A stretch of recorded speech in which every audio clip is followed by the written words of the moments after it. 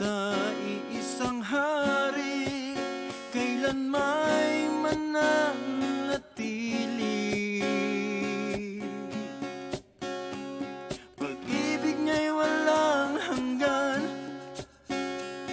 biyaya niya'y laging nararanasan, kabutihan niya'y magpakailanman. Pag-ibig niya'y walang hanggan, biyaya niya'y laging nararanasan, kabutihan niya'y magpakailanman. Pag-ibig niya'y walang hanggan, biyaya niya'y laging nararanasan, kabutihan niya'y magpakailanman.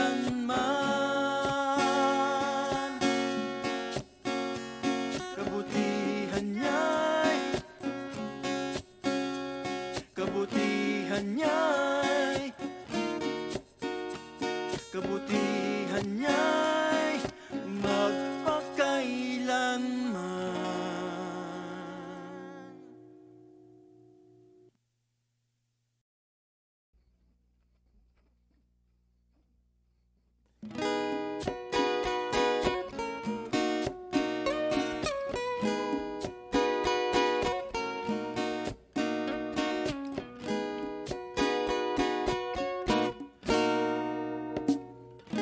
Kahit ilang ulit laging aawi, sa Diyos ay kakapit, sa Kanya ako'y lalapit.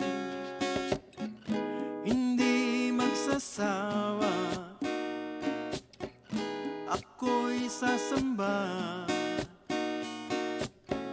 sa iisang hari, kailan may mananatili.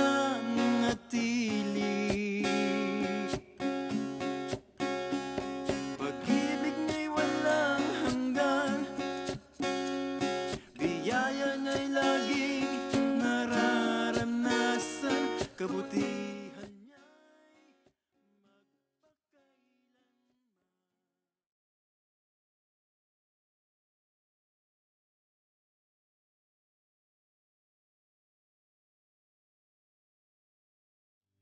Amen. Isang mapagpalang gabi po sa bawat isa. Inaaninyahan ko po ang bawat isa na tumayo para sa ating panalangin. Yes, Lord. Hallelujah, Lord agad. Marami pong salamat muli, O God, sa gabing ito, Panginoon, na kami po ay pinagtagpo-tagpo niyo po sa lugar na ito kung saan, Panginoon, Ikaw lamang, O Diyos, ang aming mapapurihan, Panginoon. Ikaw lamang ang aming sasambahin, Panginoong Diyos. Lord, salamat po sa mga taong dinala niyo sa lugar na ito, Panginoon, upang makarinig na yung mga salita, Panginoon. Tunay nga, Lord God, na ang lahat ng mga maririnig nilang salita mo, Panginoon, ay tumimos sa kanilang mga puso at maisapamuhay namin, O Diyos. Lord, maging sa taong gagamitin mo, Panginoon, itago niyo po siya sa iyong likod ng krus, Panginoon. Tangi ikaw lamang ang makita at maluwalhati, Lord God. At tunay nga ang mga salita mo, Lord God, na nagbibigay pag-asa, nagbibigay buhay sa bawat isa, Panginoon, Lord God, ay magkaroon ng manifestation sa aming mga buhay, Panginoon, Lord God. Salamat po, Panginoon, sa iyo po namin tinitiwala ang gabing ito, Lord God. At tunay nga, O Banal na Espiritu, mangusap ka at patuloy kang kumilos sa puso ng bawat isa, Lord God, na anumang marinig namin mga salita mo, O Diyos, ay maisapamuhay ng bawat isa, Lord God. Salamat po, Panginoon, sa iyo po lahat ng mataas na papuri, pagsamba, pasasalamat sa tanging pangalan ng aming Panginoong Jesus. Amen. Amen. Sige po, sa gabi pong ito, tayo po muli ay magbibigay ng pasasalamat sa ating Panginoon. Amen. Tayo magpupuri, sasamba sa ating Diyos. Amen.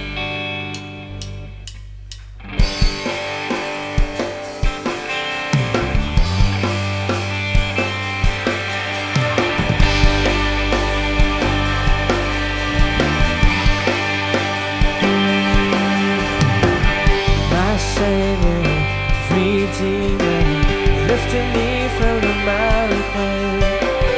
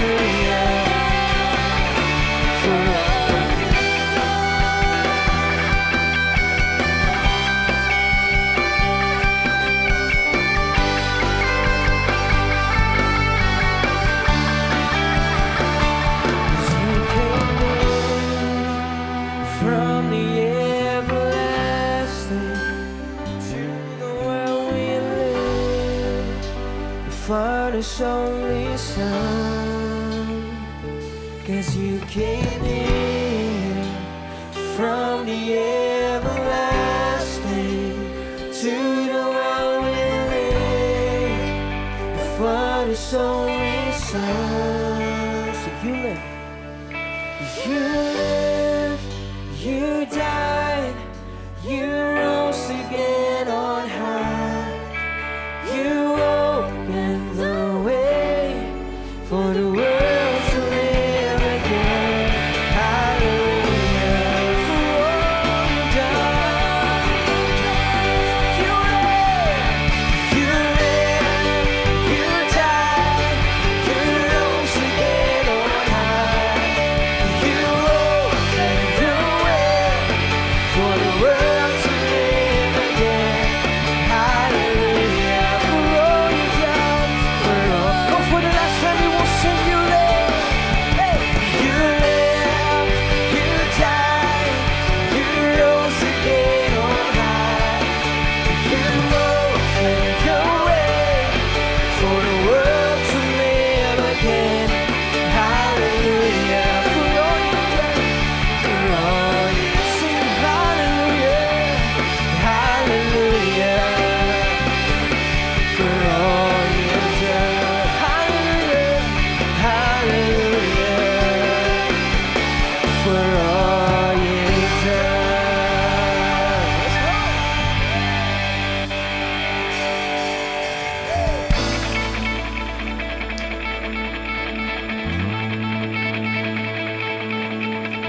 Through you, I can do anything. I can do all things. 'Cause it's you who gives me strength. Nothing is impossible through you. Blind eyes are open. Say, strongholds are broken. I am living by faith. Nothing is impossible.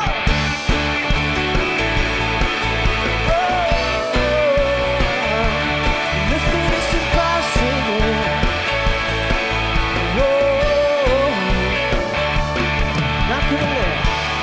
Not gonna live by what I see. Not gonna live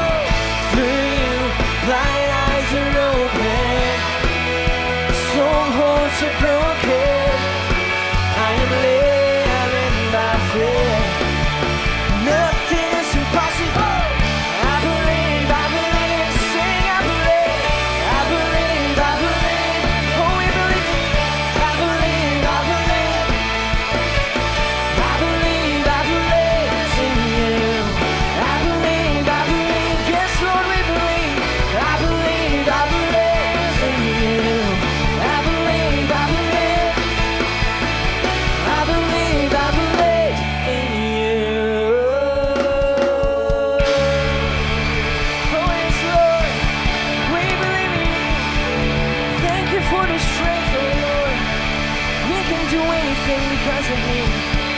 Oh, we thank you for your presence. We thank you for your presence, Lord. Oh yes, Lord. Lord, sa gabi pong ito, patuloy kaming aawit sa iyo. Patuloy namin i-offer aming buhay para sa iyo. Lord, nakikita mo ang bawat isa sa amin, Lord God.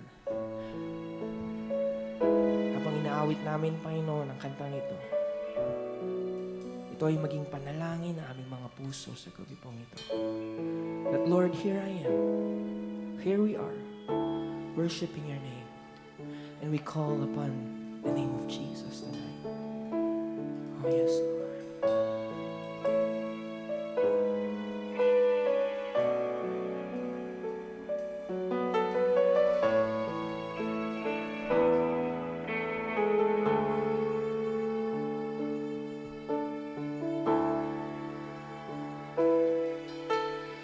Light of the world, you step down into darkness. Open my eyes, let me see beauty that makes this heart adore you. Hope of a life spent with you. So here I am to worship. Here I am to worship. So here I am to bow. Lord, here I am. Here I am to say that you're my God. You're altogether lovely, altogether worthy, altogether wonderful to me.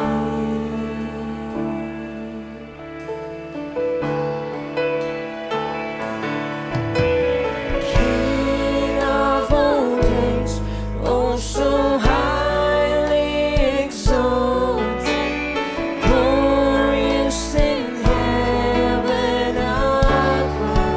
Lord, humbly you came to the earth you created. All for love's sake became good. Lord, here I am. Here I am to worship. Here I am to bow down. Here I am to say that you're my God. You're altogether lovely, altogether worthy,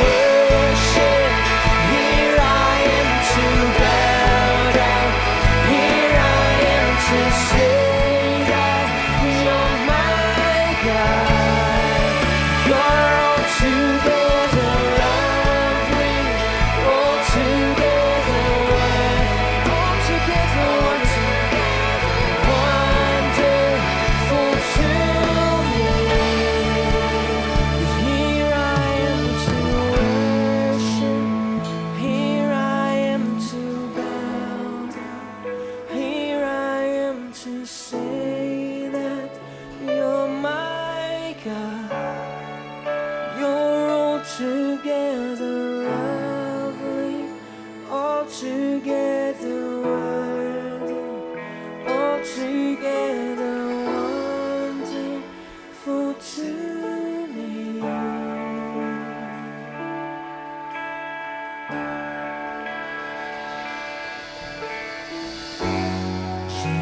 Jesus, the most beautiful name, yes, of all names.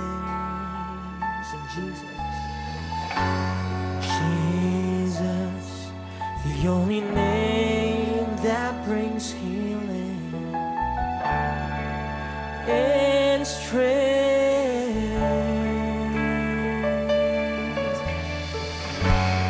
When I speak your name, mountains move, chains are loosed.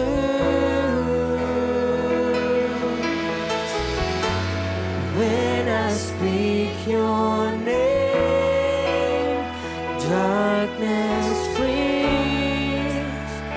It has no hold on me. Jesus, the most beautiful name that I know. You're the exalted one.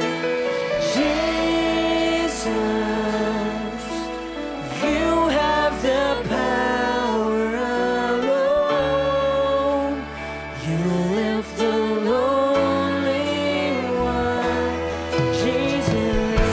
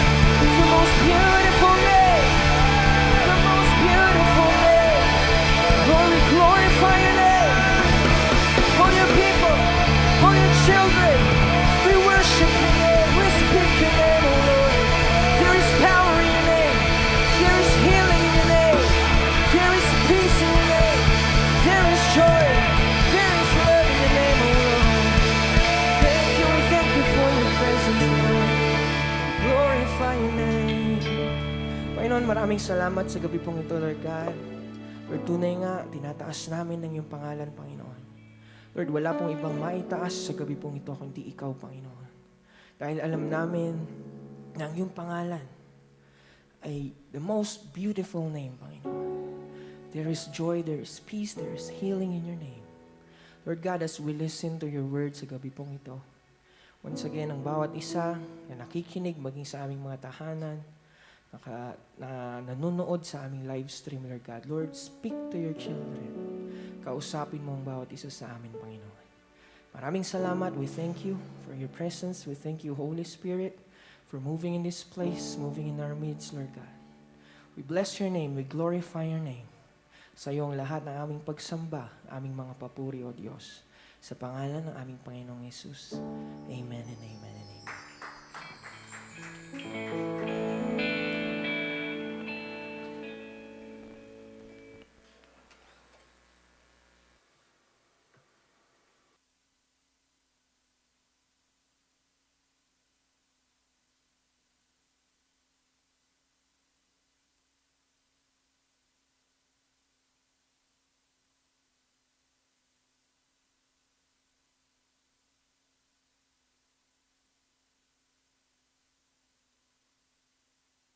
Amen. Are we ready for the Word of God tonight? Amen. May kausap po ba ako? Handa na po ba tayo makinig ng salita ng Panginoon ngayong gabi ito? Amen. So bago po tayo magpatuloy, tayo po muna ay dumulog sa ating Panginoon to welcome His presence tonight. Our gracious Heavenly Father, we thank you for this wonderful night. Sa amin pong pagbubulay-bulay na iyong salita. May your name be glorified. At sa bawat salita, O Diyos, na amin pong pag-aaralan ngayong gabi, it will penetrate to each and everyone's heart na sa amin pong paglalakbay dito sa mundong ibabaw na to, magampanan po namin ang pagkakatawag mo sa amin, magampanan po namin ang layunin mo po sa aming buhay. Holy Spirit, have your way in this place. Ako lamang, O Diyos, ay iyong tagapagsalita. At Lord, bawat mamutawi sa aking bibig, I pray, O God, na ito po'y nanggaling po sa inyo. Salamat po, malaya ka pong kumilos sa aming kaligitnaan. We honor you, we glorify you. This we ask in Jesus' name we pray. Amen and amen. Amen. So nandito pa rin po tayo sa tema ng buong December about love. Amen? Amen. Di pa rin po tayo natatatapos sa buwan ng Disyembre, although patapos na po, ilang araw na lang sa buwan na ito, magtatapos na ang 2021. Amen? Are we ready sa bagong taon na darating? Amen? Let us always have an expectant heart sa ating Panginoon. Amen? Because every day is a new day na pwede siyang kumilos sa bawat kalagitnaan natin sa ating mga buhay. Amen? So tayo po'y magpapatuloy na sa ating pong pag-aaralan ngayong gabing ito. So bago po tayo magpatuloy, ito po, balikan lamang po natin, ito pong ating mission and vision. Kasi meron po itong kinalaman sa atin pong pag-aaralan ngayong gabi. Amen? So stay with me, atin pong bulay-bulayin ang mensahe ng ating Panginoon ngayong gabi ito. Difference of mission and vision. Ito po kasi mission and vision na ito po ay kumbaga sa panahon natin, ito yung saligang batas. Amen? Ang Kongreso natin, ang Senado natin, hindi sila po pwedeng gumawa ng batas against sa Constitution, against sa saligang batas. Amen? So bawat structure po ng government, bawat structure ng kinagagalawan natin, nakasandal yan sa Constitution. Amen?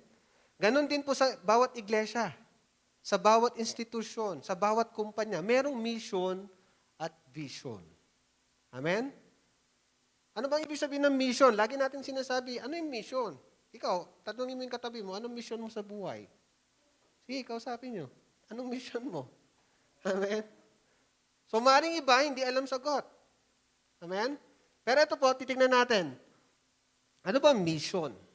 Ano ba vision? Lagi natin naririnig, every Tuesday, di ba? Pinapamemorize pa nga sa atin ni Bishop eh. Amen? Mission. Mission defines what we do? Ano yung dapat nating gawin? Amen? Sa church, sa isang iglesia, ano yung dapat gawin ng iglesia? That's the mission of the church. Sa buhay natin, ano yung mission natin? Personally. Amen? Kailangan malaman natin yung mission natin in order for us na meron tayong lalakaran. Amen po ba? Without mission, without vision, sabi ng banal na kasulatan, people perish. Amen? Mission defines what we do. Okay? Pangalawa, vision. Ano yung vision? Pertains to the eyes. Okay? Vision is a picture of what will happen if we fulfill the mission. Ulitin ko po. Vision is a picture. Vision kasi, mangyayari pa lang. Amen? Vision is a picture of what will happen if we fulfill our mission. Sa bawat pagtupad natin ng mission natin, nagaganap yung vision. Amen? Another thing, core values. Dito po kasi sa tatlong ito, the mission, the vision, the core values, dito po umiikot yung ating iglesia. Amen? Para may guide tayo. Kasi kung wala tayong guide, wala tayong track na dinadaanan, suntok sa buwan, saan tayo makarating, okay na. Amen? So with mission, with vision, tsaka may core values pa tayo, so makikita natin na merong kahihinatnan yung gagawin po natin. Amen? Core values defines who we are and how we do things to accomplish our mission. Defines who we are, kung sino tayo, and how we do things to accomplish our mission. Kaya kung titignan po natin, nakasangga lahat sa mission. Nakadikit, nakaangkla sa mission. Okay? Next. Naka-off pala. Next. Ito yung mission ng iglesia natin. The mission of Jesus be lifted up church. Sa bawat iglesia po, magkakaiba po ang mission na binigay ng Diyos. Amen po ba? Okay? Kung ang DNA mo talaga is sa Jesus be lifted up church ka, yakapin natin yung mission.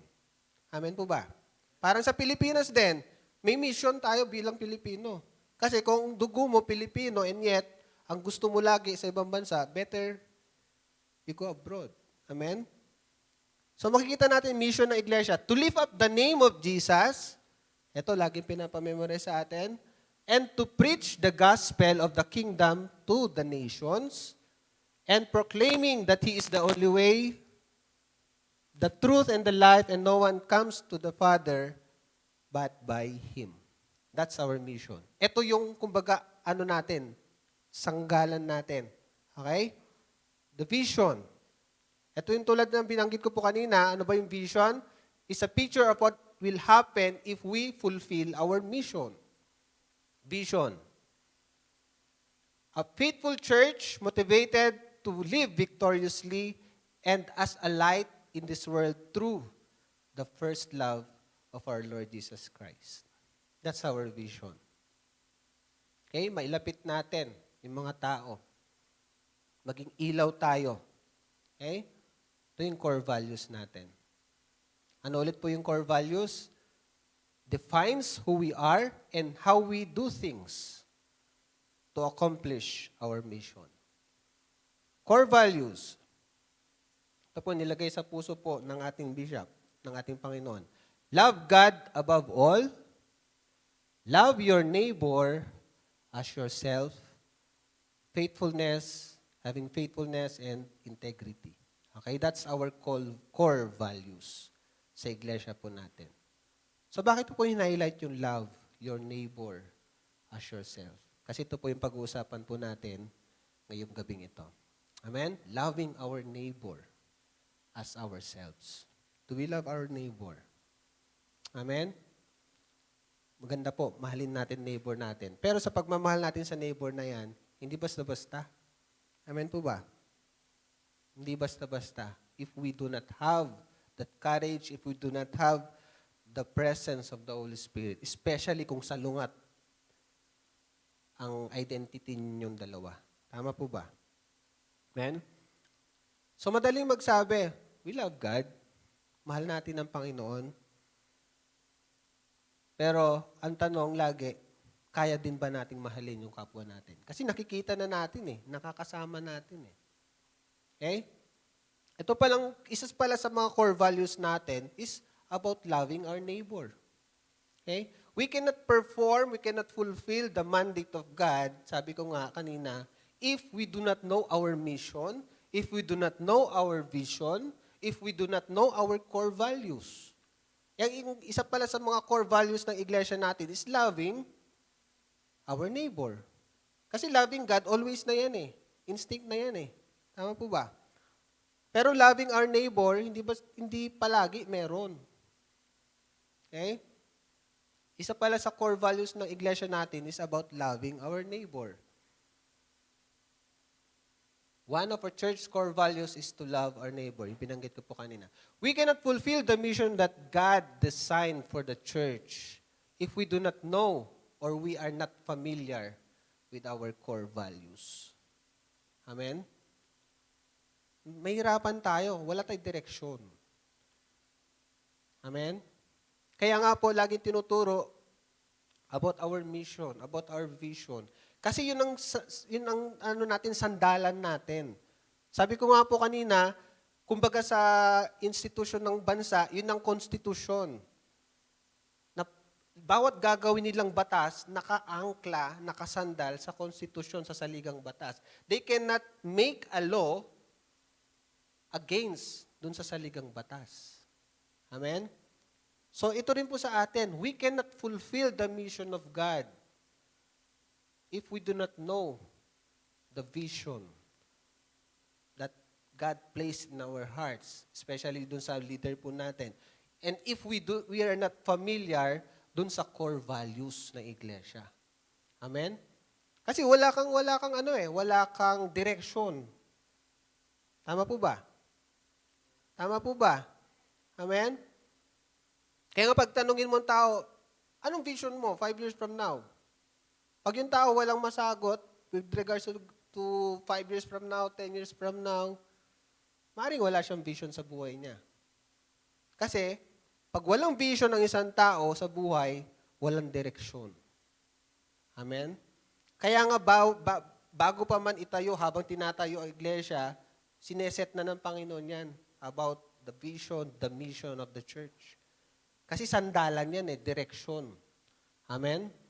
Kumbaga daanan, inaayos na yung dadaanan towards the destiny that God has placed on every church. Ito nga po, yung pinag-aaralan natin ngayon about the vision, mission, and core values of Jesus be lifted up church.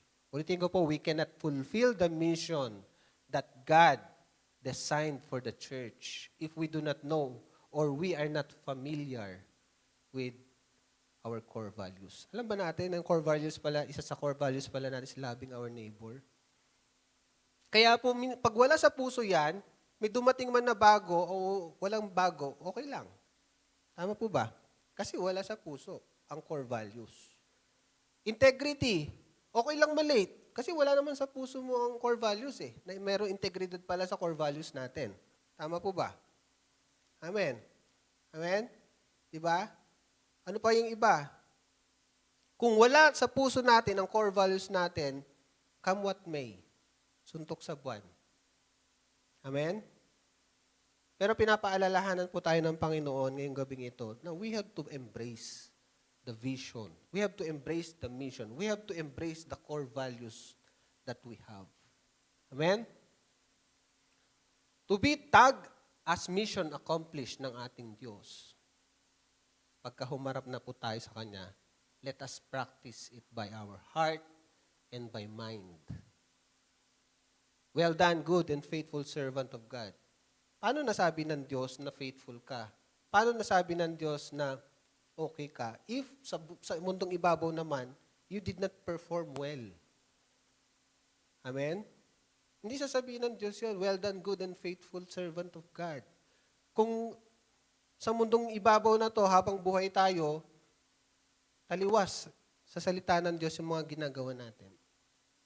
Amen? Because sabi ng banal na kasulatan, God cannot contradict His word. Hindi niya pwedeng banggain yung salita niya. Pag sinabi niyang faithful ka, faithful ka. Ibig sabihin, habang nabuhay ka dito sa mundong ito, tapat ka sa Kanya. Naging tapat ka sa Kanya. Isipin po natin, thought to ponder. It is easy to say that we love God. Tama po ba? Madaling magsabalita, we love our God. Pero it is hard to say we love others. Hirap. How much more when it comes to action? Diba? Pagsalita, okay lang. Oh, mahal mo ba siya? Mahal ko yan. Pero sabi nga ng may kasabihan nga po, di po ba? Action speaks louder than words. It's hard to say that we love others.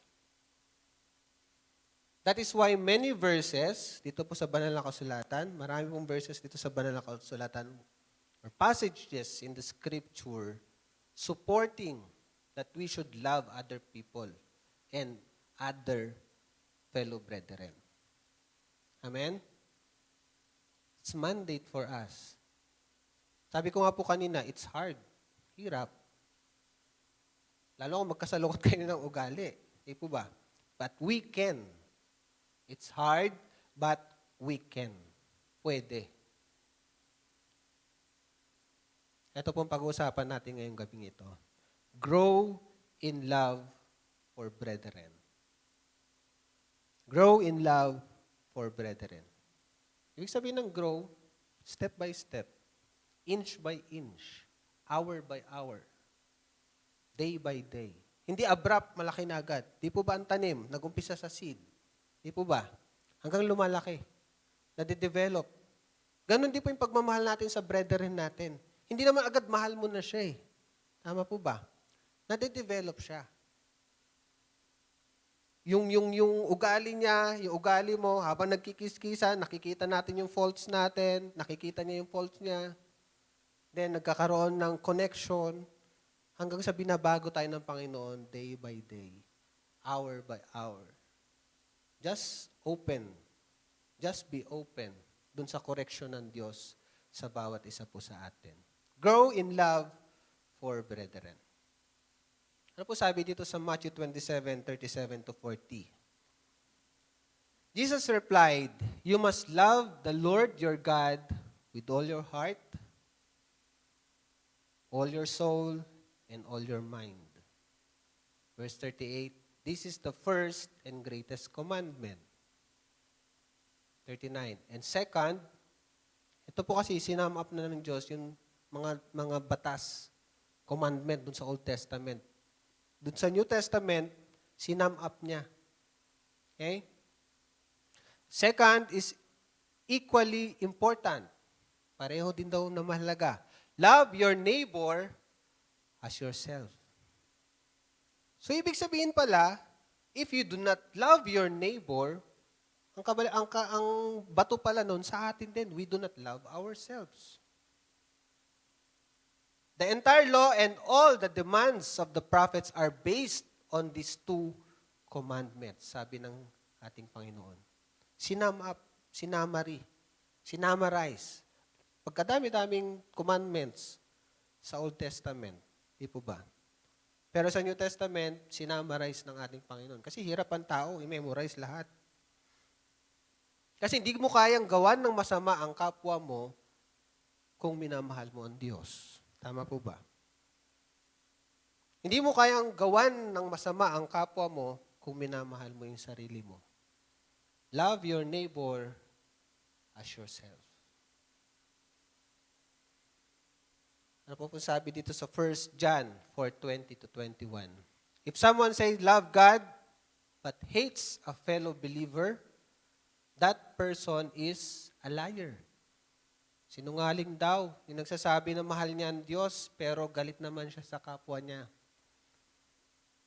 For if we do not love people that we can see, whom we can see, how can we love God whom we cannot see? Tama naman. Hindi nga natin nakikita ang Diyos, sabihin natin mahal natin ang Diyos eh. Pero hindi man natin kayang mahalin yung kapwa natin na nakikita natin. Anong sabi ng banal na kasulatan? Sinungaling ka. Hipokrito ka. And He has given us this command.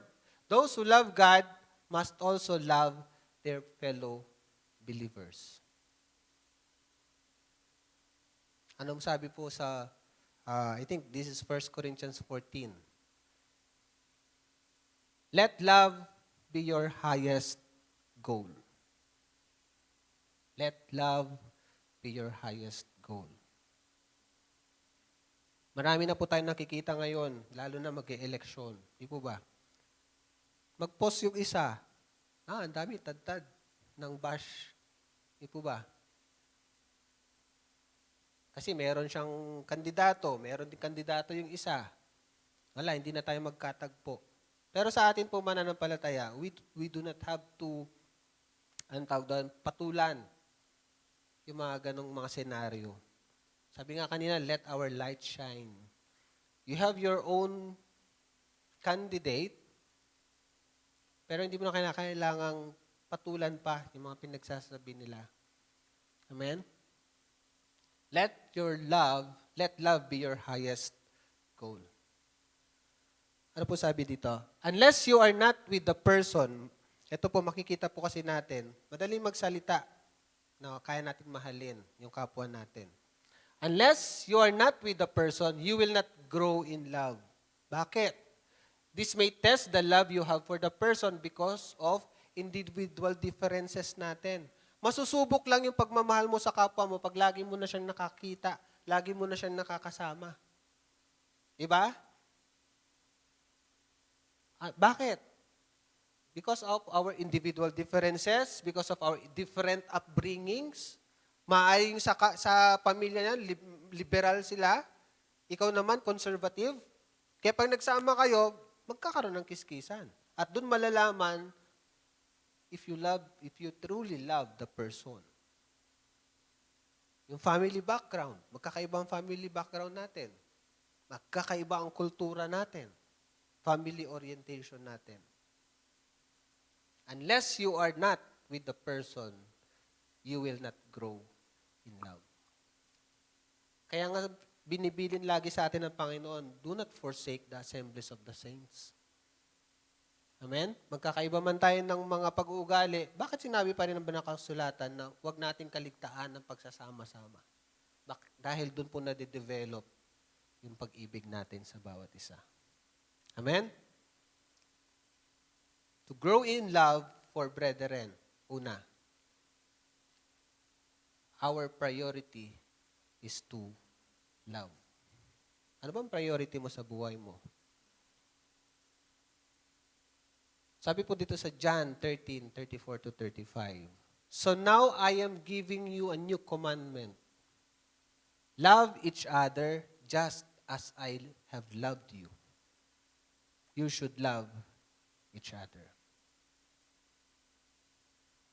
Your love for one another will prove to the world that you are my disciples. Unless it is not our priority, we do not care about them or what is happening to them. Kung di mo prioridad magmahal ng kapwa mo, baliwala naman sa'yo kung anong nangyayari sa buhay niya. Tama po ba? Amen po ba? Kasi baliwala sa'yo ang pagmamahal sa kapwa. Pero if prioridad mo yung pagmamahal sa kapwa mo, pag may nalaman kang hindi maganda nangyari sa buhay niya, you care about the person. You will do as much as you can. Kung maaari lang, tulungan mo siya sa abot ng iyong makakaya. Because you care and you love the person. Ephesians 5:2. Live a life. Kaya dapat po yung prioridad natin is magmahal sa kapwa. Live a life filled with love. Following the example of Christ, He loved us and offered Himself as a sacrifice for us, a pleasing aroma to God. Leviticus 19:18. You shall not take vengeance, nor bear any grudge against the children of your people, but you shall love your neighbor as yourself. I am the Lord. Vengeance is mine, sabi ng ating Panginoon. Pero may warning po tayo dyan. Amen? Wala po dapat compromising. Sige na nga, para hindi siya masaktan, aayunan ko na lang siya. That's compromising. Sabi po ng Matthew 10:16, Behold, I send you out as a sheep in the midst of wolves. Therefore, be wise as a serpent and harmless as a dove. Ang pagmamahal sa kapwa, hindi po nangangahulugan na pangkonsinte. Tama po ba? Open rebuke is better than secret love. Sabi po ng banal na kasulatan. If you have to rebuke the person with love. Pero hindi ka dapat tatahimik para lang hindi siya masaktan. Para lang maayunan siya. No compromising. Proverbs 15:4, sabi po rito, gentle words, may paraan po ang Diyos to confront the person. Gentle words are a tree of life. A deceitful tongue crushes the spirit. Para po walang compromising, may binibigay po na pwede po natin gawin ang banal na kasulatan. We have to speak to the person gently. Proverbs 16:24, kind words are like honey sweet. Honey, sweet to the soul and healthy for the body. Kind words. Pangalawa, our pathway is to love as Christ loved us. Pathway, daanan. Nasubukan ko po doon, nagtatrabaho po ako sa secular. Pag naka-field po kami at akit kami ng bundok, mahirap umakyat ang sasakyan, lalo kung 4 wheels, kung walang daanan. Halimbawa, lubak-lubak. Although may daanan naman, pero lubak-lubak. Pero mas maganda dumaan sa isang kalsada na kahit tire pat man lang meron. Ibig sabihin yun, dadaanan mo na 4 na gulong, at least man lang sementado. Mas komportable. Mas maayos ang pagdadrive. Pangalawa po na dapat po natin gawin in order to develop the love for our brethren is our pathway is to love as Christ loved us. May basis. Hindi ka lang basta magmahal sa kapwa mo, but there is a basis. Ang basis natin na sa ating Panginoong Yesus. Paths or roads are made to make things easier. Probably we can reach our destination safe and in the right time. Without path, without roads, mahirap. Kaya kung pagmamahal lang, madali lang naman sabihin. Pero may basis tayo na binibigay ang salita ng Diyos. Amen? That is to love as Christ loved us. Ito pong paths na to are guides and they are very important. And Christ is our ultimate guide to live life to the fullest. Christ is our ultimate guide to love others as well. Amen? Bakit ang Panginoong Yesus? He died for you and me. Tama po ba? Destiny natin na mapunta sa impyerno eh. Tama po ba? It's our destiny of humankind. It's the destiny of humankind na mapunta sa impyerno. But because of Christ's love, the agape, unconditional love. Amen? Ito pong, I heard one preaching, sabi niya, when Peter at ang ating Panginoong Jesus ay nagkaroon ng conversation sa bawat isa, di ba? Sabi po ni Jesus Christ kay Peter, Peter, do you love me? First. Second, inulit, Peter, do you really love me? The third time, Peter, do you really love me? Sa Greek na ginamit pala nila during that time is, Peter, do you agape me? Ang sagot ni Pedro, I phileo you. Ibig sabihin magkaiba. Yung love ng Diyos kay Pedro, ang ginamit doon is agape. Samantalang yung response ni Pedro kay Jesus Christ is phileo, the brotherly love. Kaya nga inulit na naman ng ating Panginoon. Sabi niya, Peter, do you agape me? Sumagot na naman si Pedro, yes, Lord, I phileo you. The third time, inulit ng ating Panginoon. Ginamit na ng Panginoon, Peter, do you phileo me? Doon na nagtakam si Pedro. Bakit? Kasi po si Jesus Christ, dahil hindi kayang abutin ni Pedro ang ating Panginoong Hesus. Ang Panginoong Hesus na ang bumaba sa level ni Pedro. Amen po ba? That is how the Lord Jesus Christ loved us. Dahil hindi po natin kayang makaabot sa ating Panginoon, siya na mismo ang bumababa at our level. At siya rin yung nagbibigay ng grace sa atin to fulfill yung kakulangan natin. Amen? Our pathway is to love as Christ loved us. John 15:12-13, this is my commandment, sabi ng Panginoon, love each other in the same way I have loved you.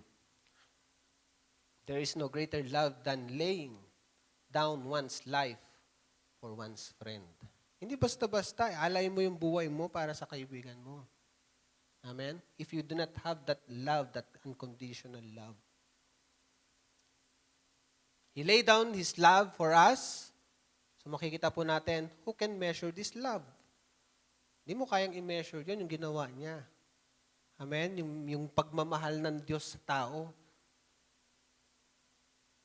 Hindi kayang i-measure, sukatin ng tao kung gaano ang pagmamahal ng Diyos sa sanlibutan, sa iyo at sa akin.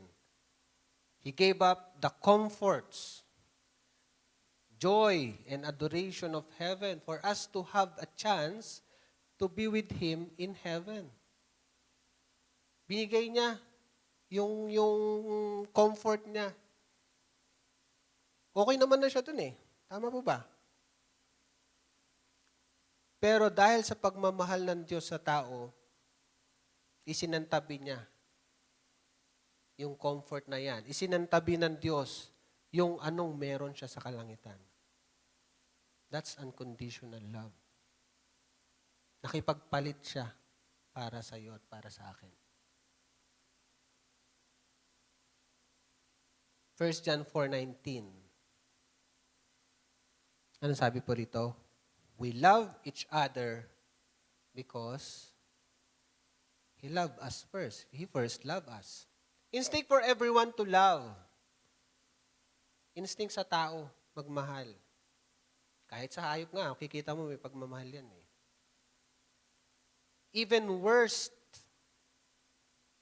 kind of person, kung sa tingin natin yung talagang talamak na nakasamaan ng tao na yan, meron at meron pa rin yung pagmamahal sa puso niya.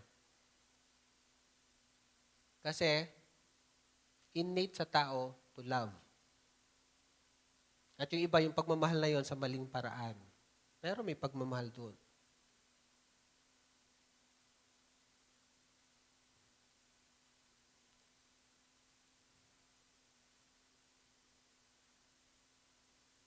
Paki-next nga.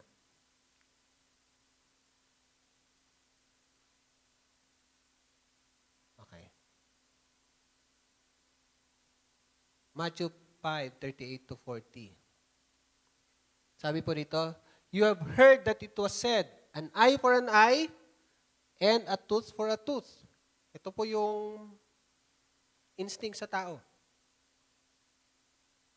But I tell you not to resist an evil person.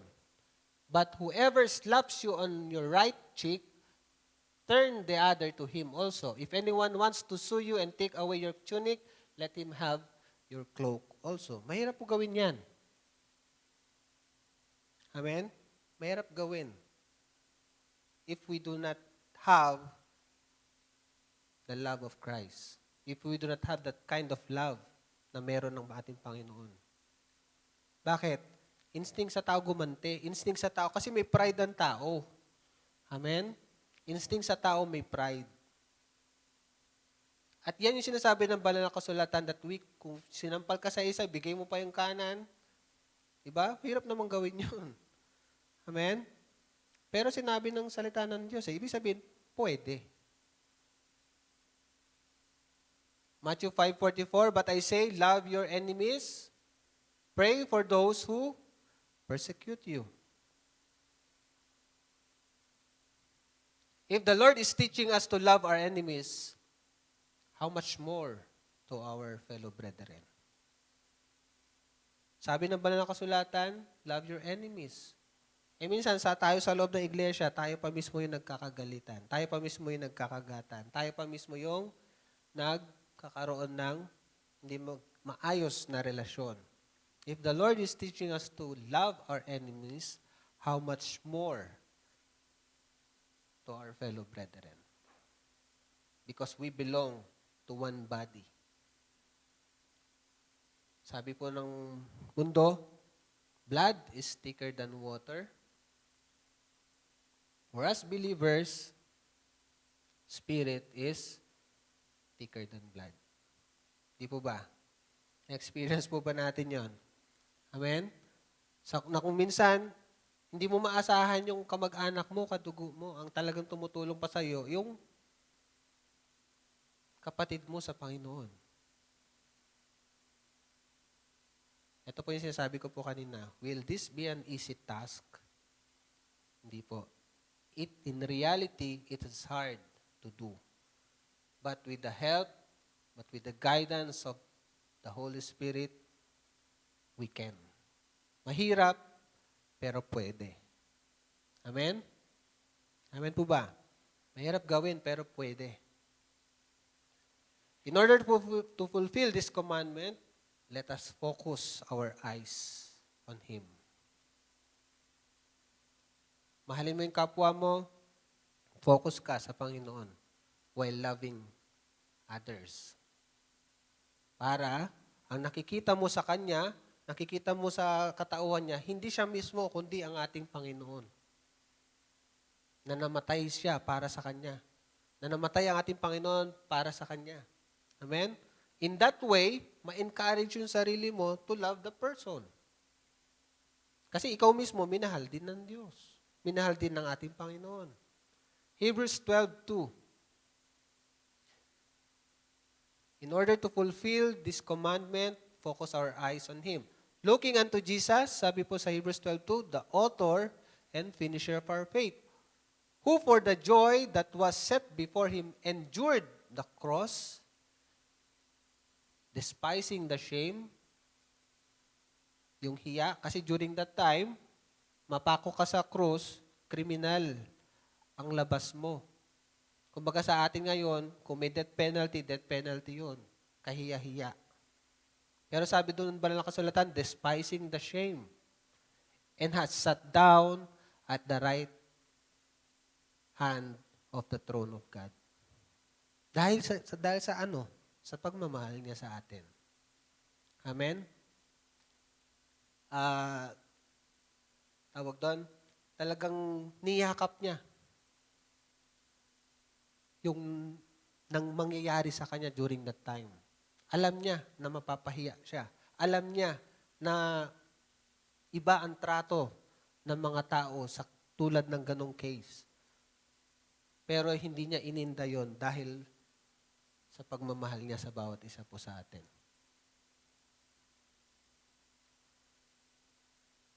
In our conclusion, 1 Corinthians 16:14. Ang sabi po dito, let all that you do be done with love. Sa bawat gagawin natin, dapat magawa natin yan ng merong pagmamahal. Amen? Dahil kung walang pagmamahal yan, nakakapagod. Amen? Nakakapagod naman magmahal. Amen? Nakakapagod naman. Ginagawa natin every week, MWF. Meron tayong Saturday practice. May Sunday service tayo. Meron pa sa hapon. Amen? Without love, mahirap gawin yun. Kasi ang maramdaman natin, yung stress natin, yung pagod natin. But if we do it with love, madali lang po gawin. It's an easy task. Bakit? Mahal mo ang Panginoon eh. Amen po ba? Without love, bigat. Parang sa trabaho, Lunes na naman, pasok na naman. Pagdating Biyernes, sa wakas, walang pasok kinabukasan. Sabado. Amen? Pero pag gagawin mo yan with love, may holiday man o wala, nag-e-enjoy ka sa ginagawa mo. Romans 15:5, may God who gives this patience and encouragement help you live in complete harmony with each other as fitting for followers of Christ Jesus. Another verse, 1 Thessalonians 5:11, so encourage each other and build each others up, just as you are already doing. Amen? So maaaring kapwa natin, medyo lugmok yan, hindi lang nakikita. Sa physical natin. Maaaring bigat na yan. Ang kailangan po natin gawin, we have to encourage each other. We have to help one another. There's a pathway. Hindi ka lang basta magmahal. Amen? Tulad yung number 1 po natin kanina, meron dapat tayong kailangan gawin. There's a pathway. And that is our Lord Jesus Christ. Meron pa ba next? Okay? That is how to grow love for our brethren. Amen? Same holds true sa pagmamahal din po natin sa ating Diyos. How to grow in love for God. Number 1, how to grow in love for God, you have to go back to Him. Every time you commit sin, go back to Him. Amen po ba? Doon matidevelop yung pagmamahal mo sa Diyos eh. Kasi marami sa tao, pag nagkasala at nagkamali, lalong lumalayo sa Diyos. At ayaw ng Panginoon yun. Because lalong mapapariwara ang tao. How to grow in love for God, you have to go back to Him every now and then. Number 2, kneel down to Him. Kneel down before Him. Amen? Sa paglapit mo sa Kanya, you have to surrender everything because you cannot do things without Him. Hindi mo kaya, hindi natin kaya without Him. Amen? And pangatlo, be ready to be filled up by Him. Ihanda mo yung sarili mo na sa paglapit mo sa Kanya, paghingi mo ng suporta sa Kanya, paghingi mo ng tawad sa Kanya, pag kneel down mo sa Kanya, be ready, open yourselves to be filled up by Him. At huwag kang aalis sa presence niya without being filled up. Amen? That is how we develop our love for God. Amen? Grow in love for brethren and grow in love for God. Amen? Salamat sa Panginoon ngayong gabing ito. We thank you, O God, for this night, sa iyong salita namin pong napagbulay-bulayan. May your name be glorified and even, O God, sa amin pong pagtahak sa mundong ito, even the rest of the week, sa pagharap po namin sa panibagong taon na muli na ito. Thank you for giving us the wisdom. Thank you for directing our path. Thank you, O God, for presenting yourselves to us to give us encouragement, to give us the right way na dapat po namin lakaran. At sa gabing ito, Diyos, sa iyong salita na tumimo sa bawat puso po namin, ito po'y amin maisagawa, amin po itong maisapamuhay for your glory. We honor you, we glorify you. This we ask, in Jesus' name we pray. Amen and amen.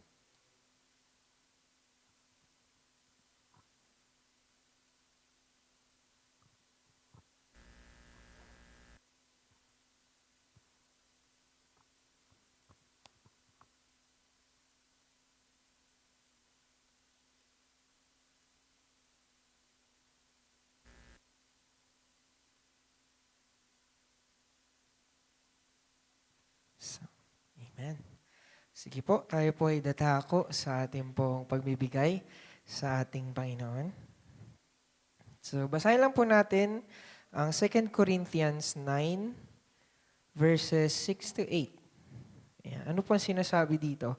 About sa pagbibigay natin para po sa ating Diyos. So, may example pong ibinigay dito. Sabi po dito sa 6, remember, this a farmer who plants only a few seeds will get a small crop.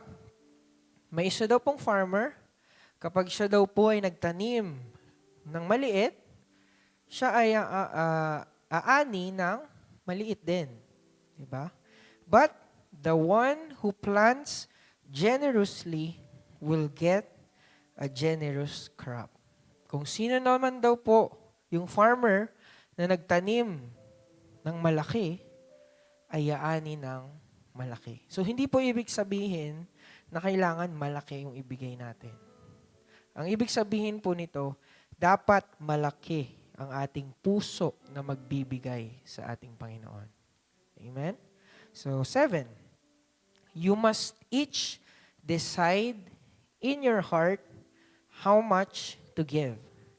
And don't give reluctantly or in response to pressure. So, pag tayo daw po ay nagbibigay, tayo daw po ay may gustong i-offer sa Panginoon, dapat po alamin natin, ano ba yung laman ng puso ko? Ano ba yung laman ng puso natin? Magkano ba yung gusto ng puso natin na ibigay? Na walang, kumbaga, sabi doon, reluctantly, hindi tayo napipilitan. Ano ba yung gusto nating ibigay na galing sa ating pong mga puso? So for God, ito po, sabi po dito, maganda to in response to pressure. So hindi lang po dahil sinabi sa atin, dahil hindi po dahil sinabi lang na, kailangan mo magbigay. Kailangan mong gawin to. Kailangan ganto, ganyan. Napipressure ka, sige na nga, magbigay na lang ako. So hindi po. Dapat pag tayo ay nagbigay, yung galing sa ating pong mga puso. Tuloy po natin. For God loves a person who gives cheerfully. Dahil yun po ang nais ng Diyos. Tayo po ay magbigay cheerfully. Hindi napipilitan. Yung talagang, ito, sige, bibigay ko to para tukod sa ating Panginoon. And God will generously provide all you need. So pag tayo po ay nagbigay, nanggaling po sa ating puso, walang halong pilit, walang, kumbaga, hindi ka nagdadalawang isip, may pangako po ang Diyos sa atin. Ano yung gagawin niya sa atin pag tayo nagbigay ng galing sa ating puso? He will provide all you need. Yan.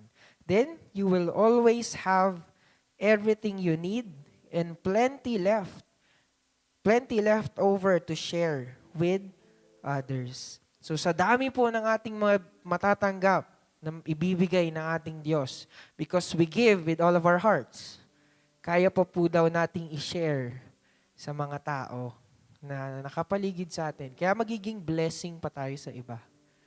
If we give na nanggagaling po sa ating mga puso. Kaya po sa gabi pong ito, as we give, hindi po mahalaga kung magkano yan.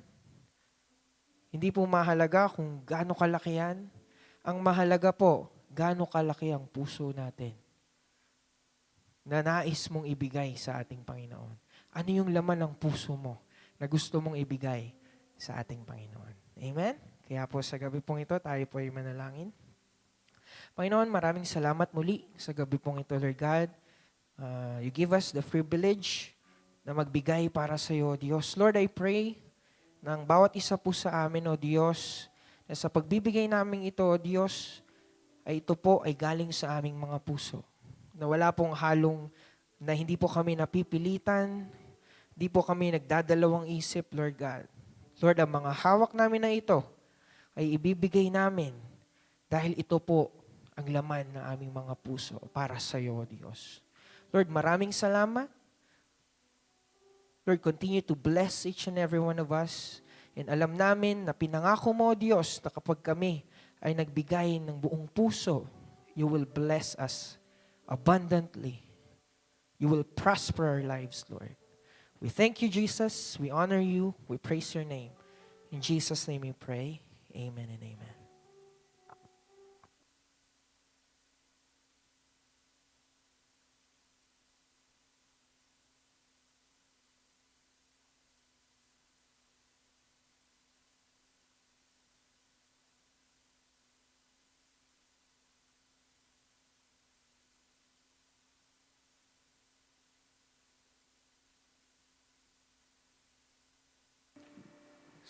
Amen. Sige po, tayo po muli tumayo.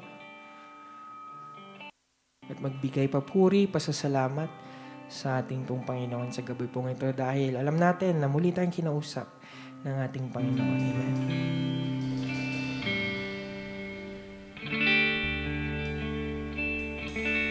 Sa'yo ang papuri at pasasalamat, aming Diyos.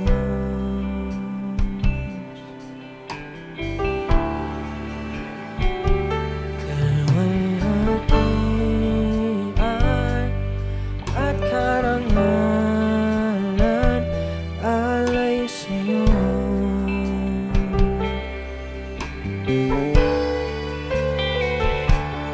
Narito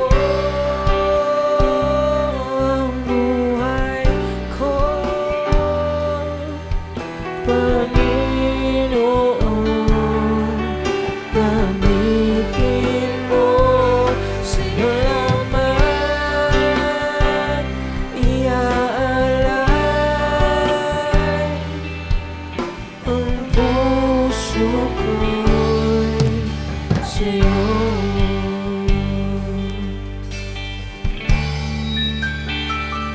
Pag ika'y kasama,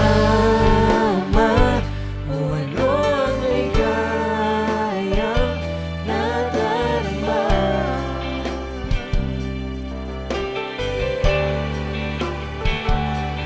May pag-asa akong nakikita pagkapiling ka.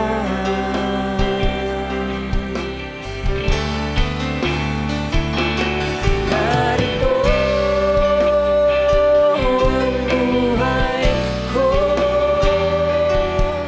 Panginoon, gamitin mo, sa'yo lamang iaalay ang puso ko'y narito. Ang buhay ko, Panginoon, gamitin mo, sa'yo lamang iaalay ang puso ko'y sa'yo. Ang puso ko'y sa'yo.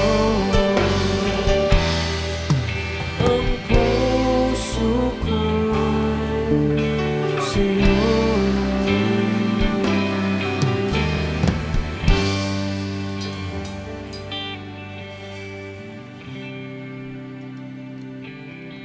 Ako'y manalangin. Manamin Diyos na buhay, salamat Panginoon sa iyong salita na aming narinig. Tunay nga, O Diyos, na kami tulungan mo, Panginoon, na magampanan namin, O God, ang iyong commandment, na mahalin namin ang aming kapwa, na katulad ng pagmamahal namin sa aming sarili, O God. Lord, dalangin ko, O Diyos, na ang love mo na aming naranasan ay maipadala namin sa aming mga mahal sa buhay, sa aming mga nakapaligid sa amin, Panginoon. At tunay nga, O Diyos, na maranasan nila ang pag-ibig mo. Tunay nga, O Diyos, salamat, Panginoon, sa iyong anak na ginamit. Pagpalain mo po siya.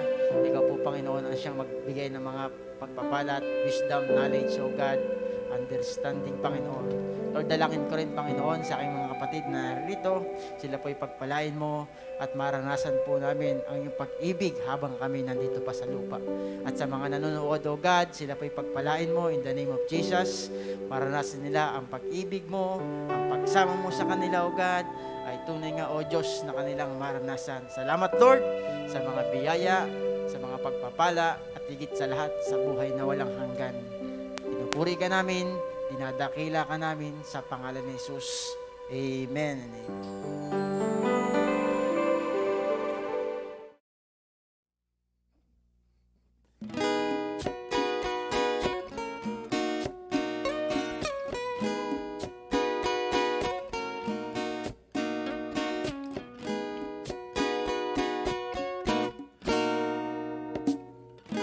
Kahit ilang laging aawit. Sa Diyos ay kakapit, sa Kanya ako'y lalapit. Hindi magsasawa, ako'y sasamba sa iisang hari, kailan may mananatili.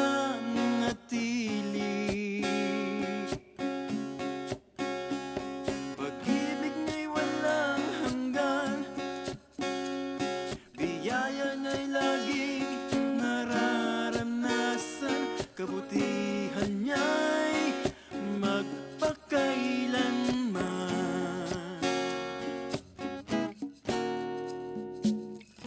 Kahit ilang ulit, laging aawit. Sa Diyos ay